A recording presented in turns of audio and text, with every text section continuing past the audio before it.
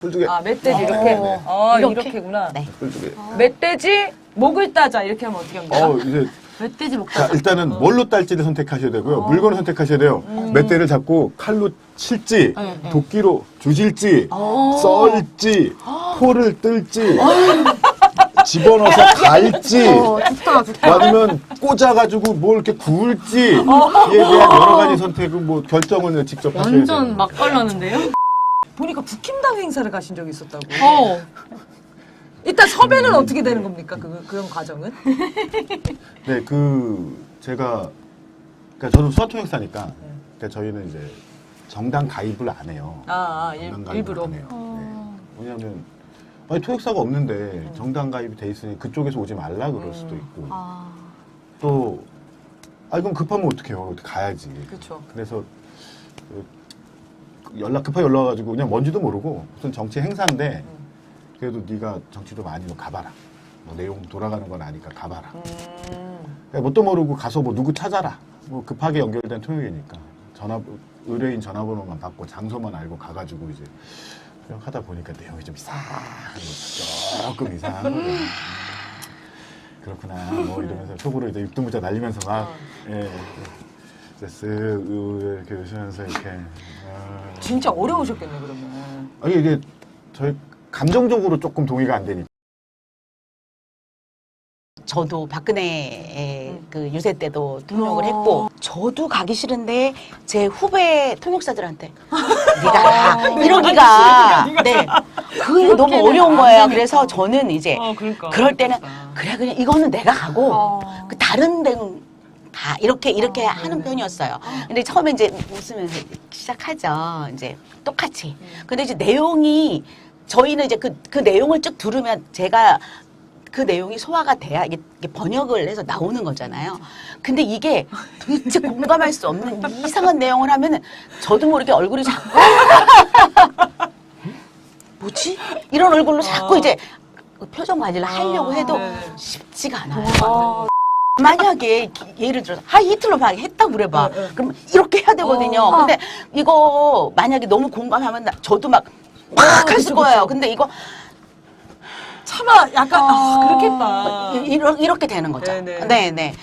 정치인들 보면 중에는 인성이 제가 이런 데서 이런 말 하면 욕 한 번 할게요. 개, 차, 이런 분들이 계세요. 되게 많을 것 같은데. 그분들의 그 표정이나 이런 거에서 좀 사람을 무시하는 느낌이 상당히 나는 거예요. 그러면 정말 기분이 엄청 나빠져요. 그러면 수화통역 할 마음이 진짜 안 생기거든요. 네. 그 없는 존재처럼 막 이렇게 생각하고 이런 거 보면 정말 기분이 되게 나빠져요. 그러니까. 그러면 처음부터 이제 하고 싶지 않은 마음이 막 생기죠. 최양수 선생님 수어 어떻게 배우게 되셨는지 먼저 한번 여쭤보죠. 궁금하다. 대학교 돌아가서 동아리 활동, 수학 배우기 시작했어요. 왜 동아리를 이거를 선택하셨어요? 단순히 취미였고 궁금증이었고 배우고 싶다. 예, 말 소리 아니고 글자 아니고 또 의사소통이 될 수 있다라는 거에 잠깐 매력이 생겼던 것 같아요. 동아리 때 배우시고. 예, 수학 배우고 군대 갔다 와서 일반 수화 동아리에 가입을 했는데 그때 수화 통역사 자격증이 시작이 됐어요. 그 제도가. 그래서 선배들이 아니 군대 제대한 지 한 두세 달밖에 안 됐는데 가 시험 가 무조건 가 그래가지고 그냥 굉장히 보러 갔다 와서 그냥 시험 그리고 가서 시험 붙었어요 바로? 선생님 이거 말이 안 돼. 정말 운 좋게 이 비하인드는 저는 여러 번 떨어졌어요. 여러 번 떨어지시나요? 이게 우등생까지. 네네. 왜 그래? 왜 그랬냐면 저는 이제 서산에 원래 고향이 서산은 아니에요. 근데 서산에 내려가서 살면서 농아인들을 만나게 됐어요. 그래서 수화를 배워야 되겠구나. 저 사람들하고 얘기를 하면서 배우게 됐는데 배우려고 하니까 가르쳐 주는 데가 없어요. 그래서 거기에 농악교회 목사님이 계셨는데 그 목사님을 쫓아다니면서 제가 한 개씩 배운 거예요. 노래 하나 가르쳐 주세요. 단어 하나 가르쳐 주세요. 근데 그분이 너무 바쁘셔갖고 거의 안 만나 주셨어요. 그래서 뭐 몇 달 만에 한 번 만나면 단어 몇 개 배우고 이런 식으로 네, 그러니까 완전히 무대뽀 같이 했어요. 그렇게 조금 인사라도 할 줄 알고 그러니까 그분들이 자꾸 저한테 나 병원 가야 되는데 같이 좀 가줘. 이렇게 자꾸 부탁을 하시게 된 거예요. 그나마도 없으니까 좀 같이 가줘. 실전에서 배우는 네. 거네요. 그래서 그런- 그분들하고 다니면서 실전을 배운 거예요. 근데 그분들도 사실은 그 지방에 계신 분들은 수어를 잘 모르세요. 그냥 배워서 하시는 게 아니고 그분들도 자연수화랑 뭐 집안에서 그냥 손짓발짓 하는 거 그런 걸 자연수화라고 하는데 그 자연수화랑 또 한두 개씩 주워서 보게 된 그 수화랑 다 섞어서 하시는 거예요. 그리고 그러다 보니까 내가 아파라고 말하면 가슴이 아파라고 할 땐 가슴이 콩당콩당 아픈지 속이 쓰린지 이거 표현이 안 되시는 거예요. 약간 이런 거는 그러니까 그 외국어를 배울 때 네. 이민을 갑자기 가가지고 네네. 그때 하나씩 주워 들으면서 배우는 거. 똑같습니다. 네, 근데 그래서 제가 병원을 모시고 갔는데 근데 이분이 아픈 얘기를 계속 하시는데 결국은 막 계속 하다가 결국 이분은 갱년기 증상이다 라고 하는 답이 나왔는데 이분이 뭐라 괜히 땀이 나. 얼굴이 막 열이 나. 그것까지는 알겠어요. 근데 가슴이 막 아파. 근데 어떻게 아파요? 라고 의사 선생님이 물어봤어요. 근데 이 어떻게 아파요를 못 알아듣는 거예요. 그래서 그냥 이렇게 하시고 이렇게 하시고 뭐 이렇게 쓰르시다가 그냥 아파 계속 하시는 거예요. 그래서 도대체 어떻게 아픈지를 표현하기가 어려운 거예요. 그래서 나중에 방법 없어서 선생님 저 선생님 보세요. 표정 보세요. 어떻게 아픈지 제가 이분이 충분히 표현을 못 하시지만 어떻게 아프신지 얼굴 표정이 나와요. 한번 봐주세요. 이렇게 얘기를 하는 수밖에 없었어요. 그러니까 제가 제일 안타까운 게 이분이 어떻게 아픈지를 좀 충분히 표현하거나 내 기분이 어떤지를 표현할 수 있고 그리고 내가 그걸 알아들을 수 있다면 너무 좋겠다 이런 생각을 하게 된 거예요. 예, 그래서 이제 그 다음부터는 제가 이제 이렇게 막 느끼는 거 이런 것들을 한테 제가 오히려 막 그거 아니잖아, 이거 아니잖아, 이렇게 아픈 거잖아. 계속 제가 그래서 확인을 하는 거예요. 그리고 방법은 어쩔 수 없이 그분에 대해서 아는 수밖에 없는 거예요. 수화가 표현이 안 되니까. 그래서 그 집에 찾아가고 그 자식들을 만나고 막 이런 식으로. 선생님 지금 전설이 되시네. 근데 수화 통수들이 다 그래요. 그래요? 네네. 이럴 수가 어떻게 그렇게 하지? 네, 그러니까 케어도 함께 하는 거죠. 그러면 이제 자격증 시험을 보러 가셨을 때 저는 너무 굉장히 불리한 거죠. 어려웠을 거예요. 저는 너무 불리한 거예요. 네. 그래서 이분들하고는 너무 잘 되는데 시험만 보면 떨어지는 거예요. 그냥 회화만 되는 사람인 거지. 네. 그게 있어, 회원만 잘하는 사람인 거예요. 사투리가 있다면서요. 저도 옛날에도 저는 농 선생님한테 배운 건데. 서울 사람이라 몰랐죠, 저는, 네, 당연히. 서울 사투리라는 사람. 게 진짜 한다는 걸. 그 수화 동아리 후배가 이제 제주 친구가 하나 있고. 네. 그 배운 거를 이제 확인을 해야 되니까. 그 수화 선생님한테 배울 때. 근데 귤, 까먹는 귤. 이게 서울에서 귤, 이렇게 까먹는 게 배우거든요. 귤 이렇게 까먹는 거. 제주도 귤. 잘라서 과일 딴다고. 어머. 거기선 따는 게 더 익숙한 동작이라서 그런 거예요. 그렇게 그런가 봐요. 그렇구나, 생산지라. 귤이 나오잖아요. 우리는 소비자니까. 우리는 먹는 사람, 거기는 먹는 그러네요. 그래서 그 사투리 얘기할 때 이 얘기 가장 많이 하고 그 제주도에서 살다가 이제 학교 온 그 친구한테 귤. 너는 귤.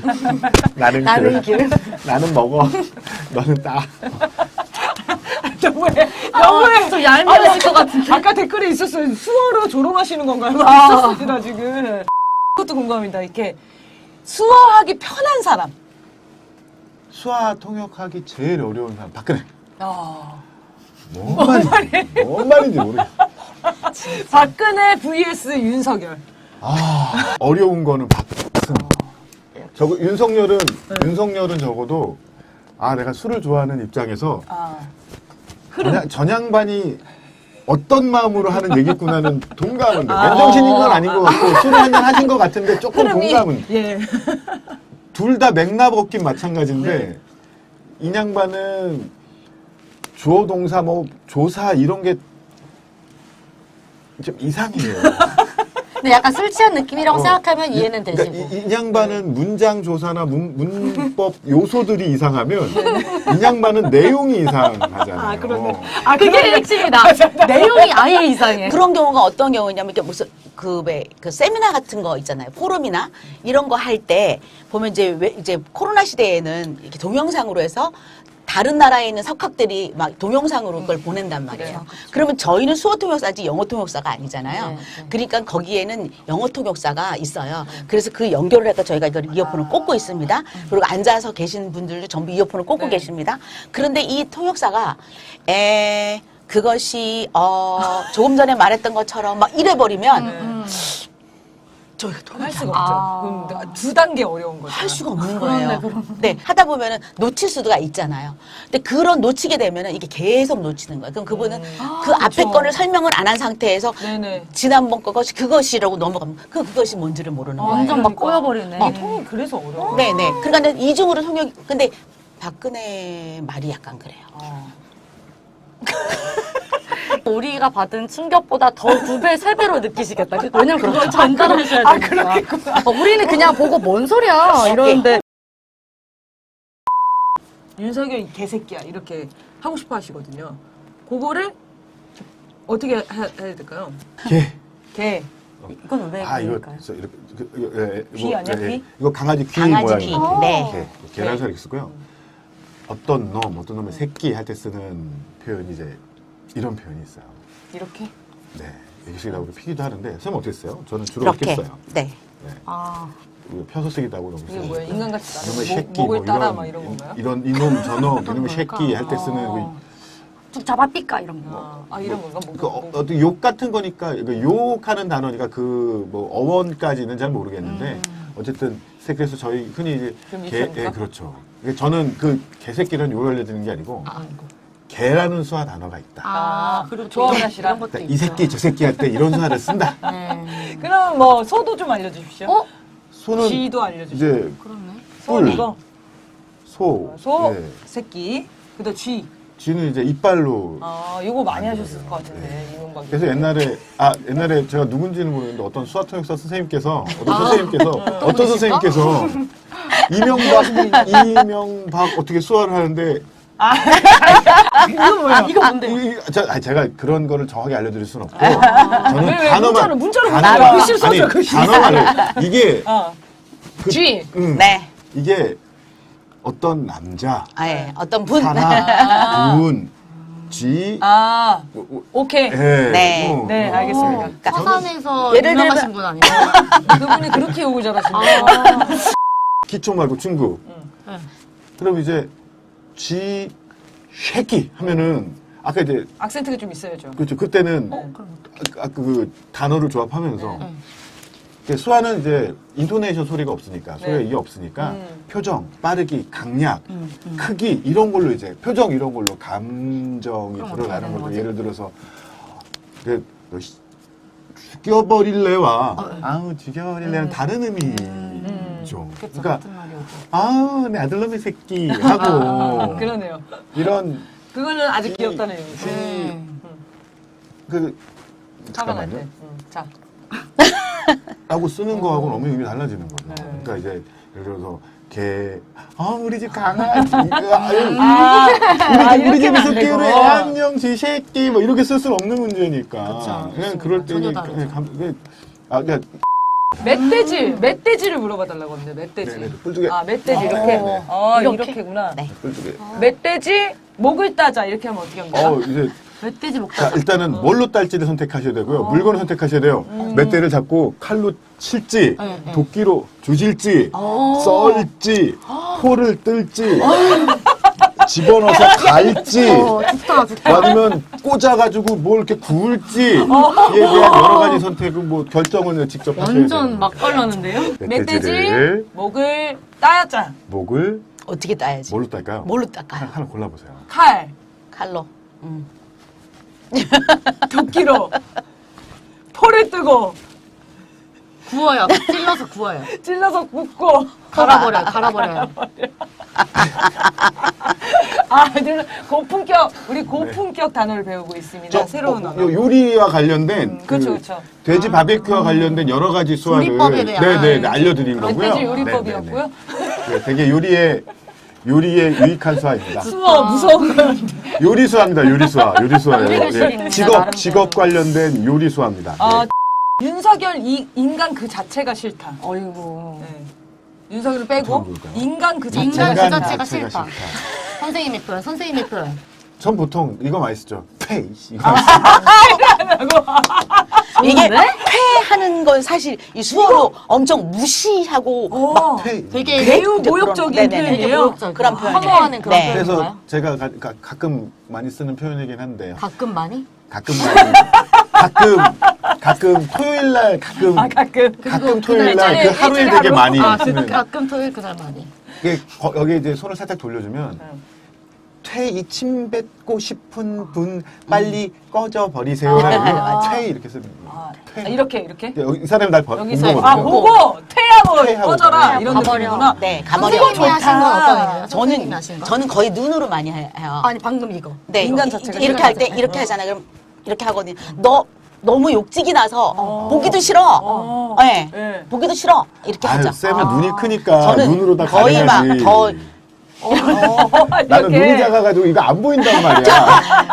해줘야 돼. 감정을 막 이렇게 저는 거의 그렇게 많이 눈으로 사용하는 것 같아요. 하시는군요. 눈으로 많이 그렇네요. 제가 눈으로 욕을 많이 하죠.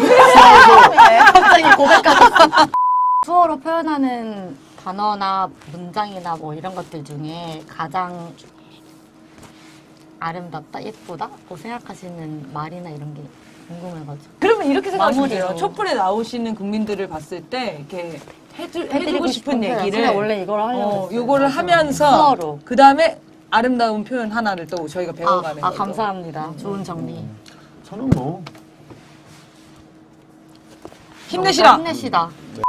이수아가 중꺾마의 꺽에 해당하는 아, 꺽에 해당하는 수화거든요. 이렇게. 예, 그 수화인데 다들 보면서 아나 씨발, 아나 17, 아나 16, 아나 15 다들 이러고 있었잖아요.